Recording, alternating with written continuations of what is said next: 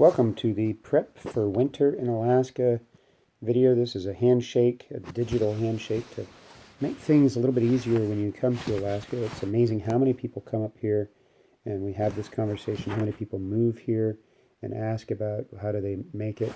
So this is important to have in your brain, to be looking for vehicles, houses, clothes, so that you enjoy the winter here in Alaska. And the emphasis on enjoy. I've met tons of people that come up here. They live up here. They were born up here, and they hate the winter. And I'm thinking, what? I mean, I get the money's good here in Alaska sometimes. Here recently, it's not the best, but if you've been born here and live here, what in the world are you doing here in the middle of the winter and not enjoying it? A lot of the prep that I want to give you has been done by other people better than me, particularly with firewood. So I'm going to give some links to that. But firewood or fuel is, I'm going to leave that for other people that have done a much better job than that. But I am going to talk a little bit about separate videos probably for each one. Tires, winter tires. I'm not a fan of the studded tires. Other people like those for good reasons. I like the studless tires. And so I'm going to go over that.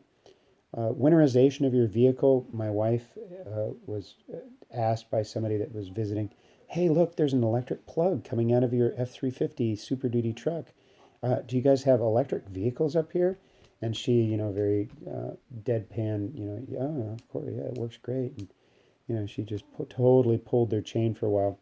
And then we started describing what real winterization was and why the plug was there.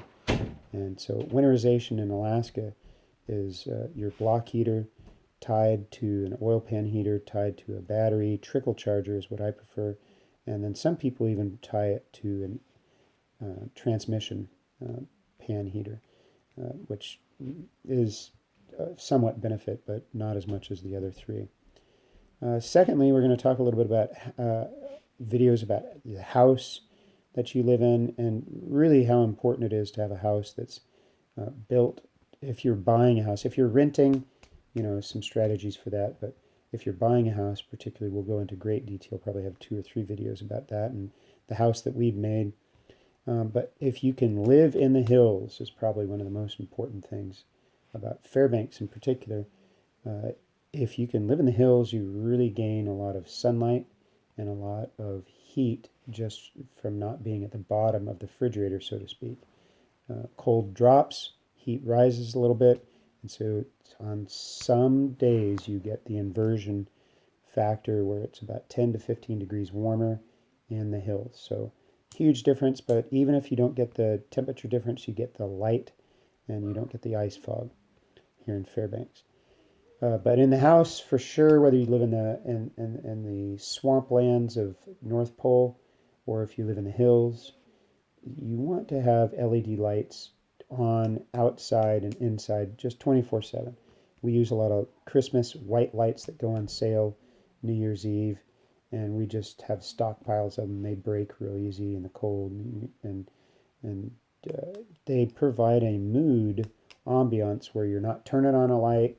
It's not expensive to leave on. It leaves $4 on the table per year to leave on all winter long, and it provides just an instant lazy slacker's way of having a immediate source of light that you never have to think about, and it gives your brain a definite boost in mood. And it doesn't give a whole lot of light pollution too. They don't ruin the northern lights when they're out. You can turn them off, which is advisable. And the last thing that we're going to talk about on different separate videos of prepping for winter in Alaska will be just staying busy. Like I mentioned before, it shocks me that people will live up here and hate it. They've been born up here and they hate it. It just does not make sense to me. So I look at different events that happen and I'm thinking, man, this would be such an encouragement to somebody if they just get out of their house and go do this. I particularly have made an effort to make winter fun. My wife and kids have made an effort to make winter fun. And so now my 8-year-old actually looks forward to it. And she jumps for joy when we have snow.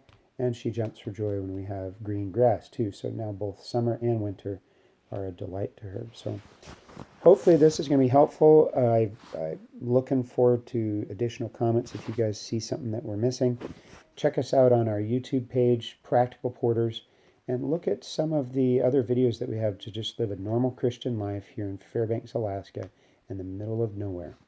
All right, Lord bless you guys, and enjoy the videos that are yet to come on these detailed items that make Alaska great in the winter.